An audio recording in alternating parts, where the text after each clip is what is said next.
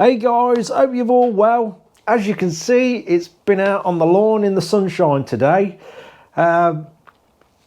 This is only a little catch up on this bike, it's more to show Dan where I am with it. I'm sending him pictures.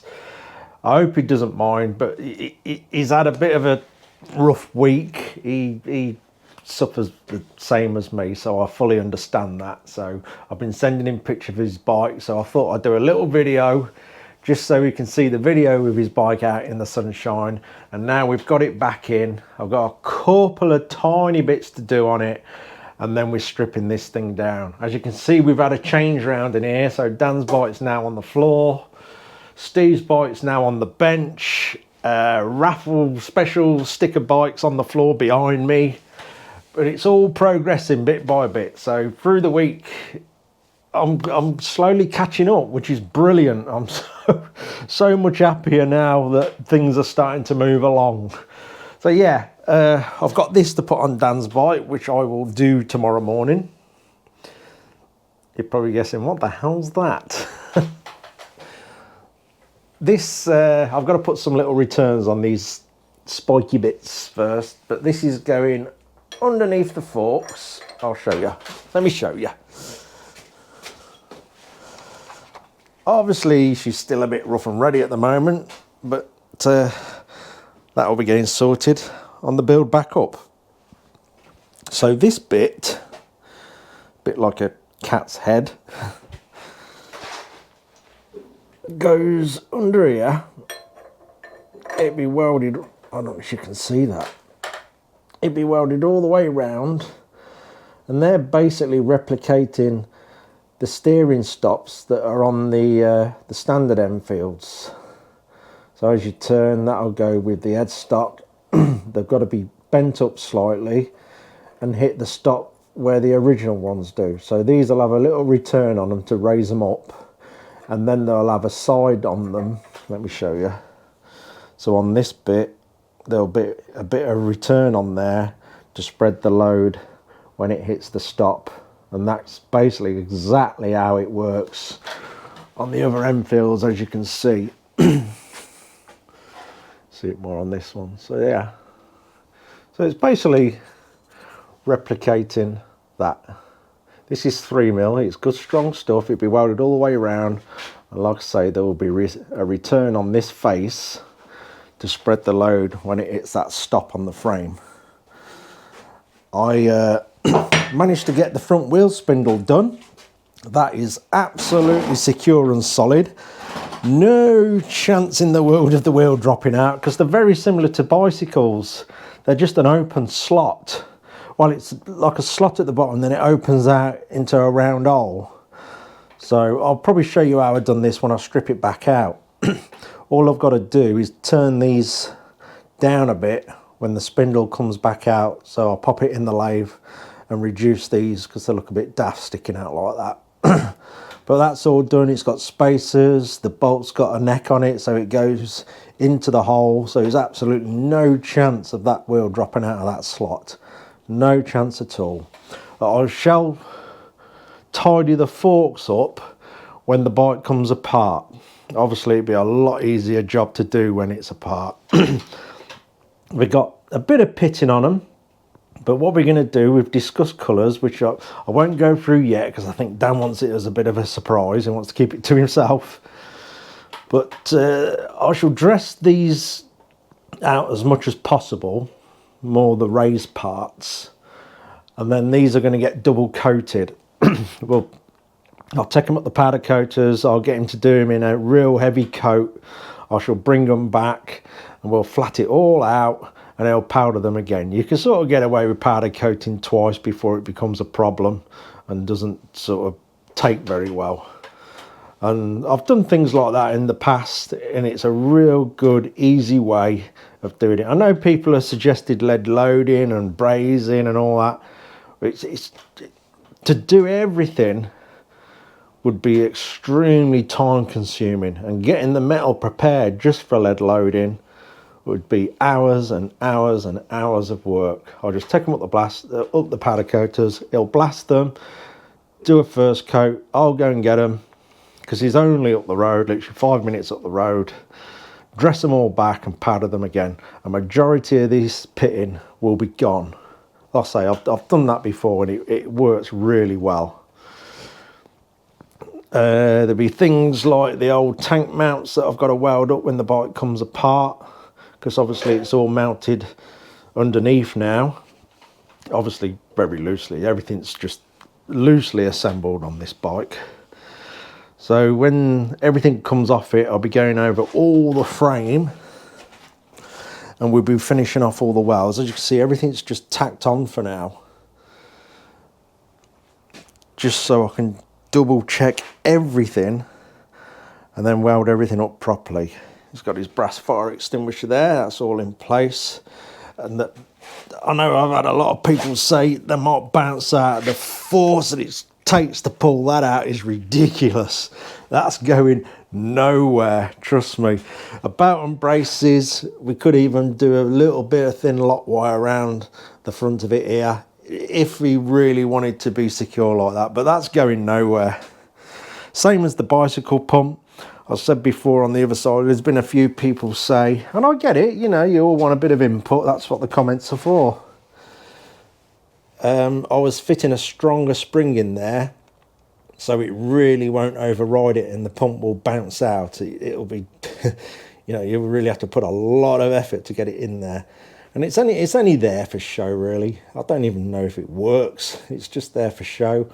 On a lot of the old classic bikes, the pump was mounted on the chain guard.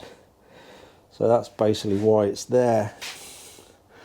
So, yeah, it's just little bit. So what I'm going to do, as I start stripping the bike, each bit I take off, I'm going to complete that part and then we'll put it in a box ready for powder coating. Like the seat, I've got to go around and drill small holes all the way around the edge of the seat, because the guy who I take it to, he rivets all the covers on. He does a really nice job of it actually. So I've got to do that. I'll say each bit that comes off the bike will be sorted and then put in the box. So I ain't got a pile of bits all over the place and I've got to try and go through them. It'll be took off, sorted, then in the box for the powder coaters. So yeah, I'm not quite pleased, I'm really pleased how it looks. I don't think you get sort of the full idea on camera, but with it sat in front of you, it really does look good. It sits well, it's the right length. I know there's been a few comments on the headlight, but having the bike in front of you, it really does look well. It definitely is different to how things look on camera. But someone was saying about the clearance, or the headlight might shine on the front wheel. I really don't think it will. I'll say, like, I'm stood at the back of the camera now, obviously looking, and obviously I can see the bike. Like I said before, it all looks different, I'm afraid. But you sort of get the idea. It's getting there, and then we'll start getting the collection of little parts together, like the choke lever for up here, grips, and stuff like that. And over time, I think this bike will become a bit of a hobby for Dan. You know, he might want to put some little canvas bags or leather bags on it, and you know, to really give it a military theme. He'll probably put a little tool roll on the forks and stuff like that. Sort of dress it up to how he wants it, really. So I guess this is sort of a blank canvas for him in a way, and he'll add his little bits to it as time goes on, and probably chop and change it over time. But I'm sure he'll enjoy doing it. It's going to have no bright work on it whatsoever, so no polished casings. I know some of you love all the polished stuff. Obviously it's got its place on the right bike, but we're going to dull everything off on this. So the chrome, I can hear some of you chrome fans cringing, will be sort of scotch brighted to dull it off. It'll probably actually look more stainless when we've done that. The casings, they'll be just, obviously the engine to a certain degree will be coming apart, or the top end will be definitely coming off it. so I can clean and paint things, and obviously go around all the alloy castings on these engines, which you all know are quite rough, and we'll gradually put it right. It'll be just a clean bike with no polish and glitz on it at all, because at the end of the day, we've not built a copy of a military Enfield. It's just a nod to it. As you know from the beginning, Dan's granddad was a dispatch rider, so he's always wanted one of my Enfield builds. I don't know why. I don't know what happened then. My camera went off. Where was I? I can't remember. What was I saying? Oh God, I'm dumb. Yeah, I think it is. This is not a copy of a military Enfield. It's just a nod to Dan's granddad, who was a dispatch rider, and from all the history, the photos that he's got, he rode an Enfield 350. And like I say, Dan always wanted one of my builds. He's followed for a while actually, and I guess he killed two birds with one stone. He's sort of got one of my builds with a bit of a vintage theme to it, like the dispatch bike. It's basically all it is. Like I say, it's not a copy.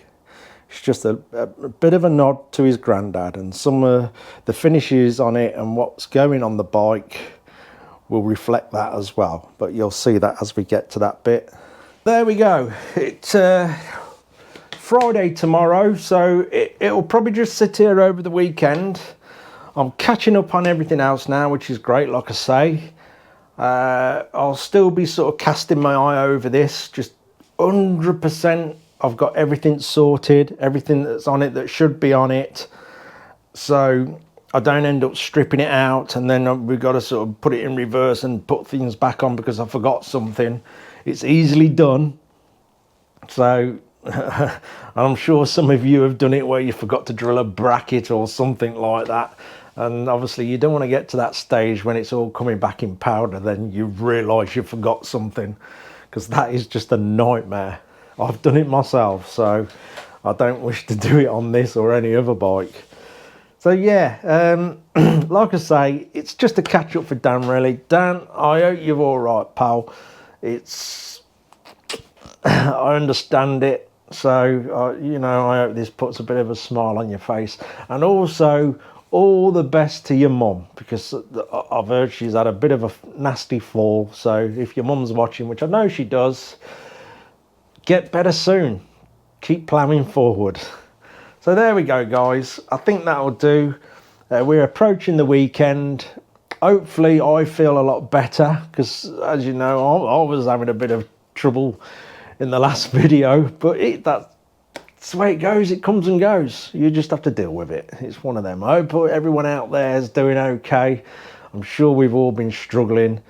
The weather's definitely getting better here in the UK. The nights are getting lighter, and it looks like we may all be allowed out a bit towards the summer, which is brilliant. I can't wait. I really can't wait. So anyway, all back to normal this weekend, so we should see some progress on that GS, which is sitting over there.